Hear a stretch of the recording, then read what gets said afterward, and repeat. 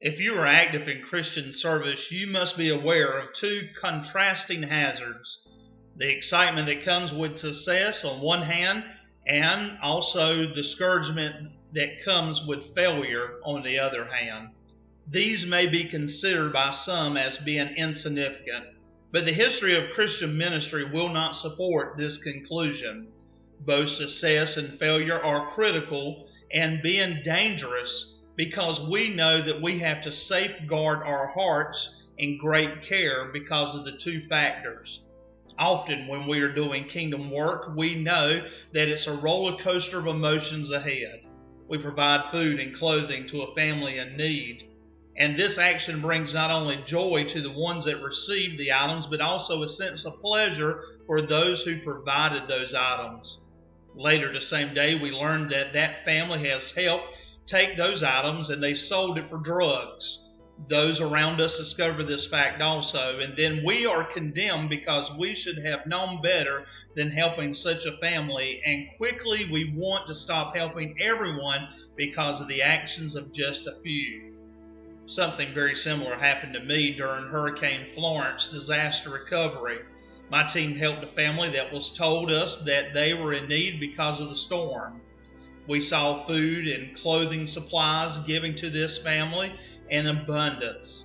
However, one of their family members took to social media and claimed that our ministry did nothing to help those in need. Now, I knew the truth, but most importantly, God knew the truth and what was factual.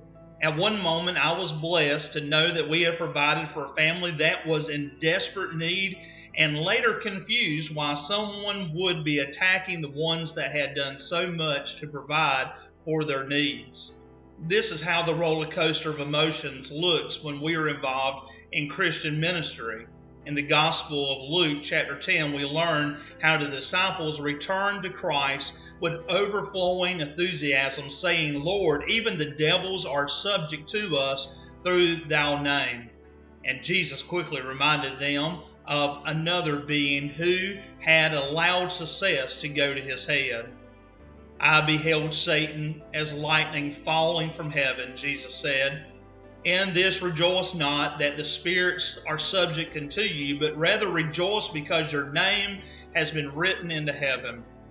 Every minister of the gospel knows how hard it is to stay spiritual when our work appears to be fruitless.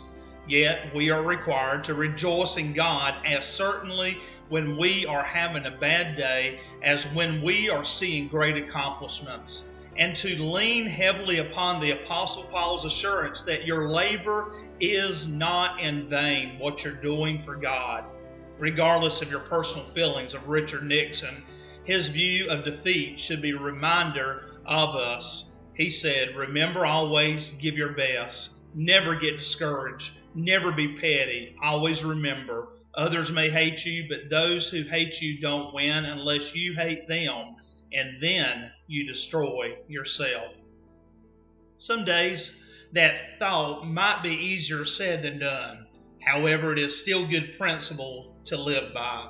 This week I encourage you to be steadfast and unmovable in God's Word. Not every defeat in your ministry is permanent, and not every victory is final. We are to strive to keep working for Christ regardless of the ones that might pat us on the back or even stab us in the back. Our reward is in heaven, and our help comes from the Lord. Regardless of where you find yourself on the roller coaster of life, remember that Christ is right beside of you on this very journey. This is Pastor Ken Smith, and you've been listening to Transforming Lives.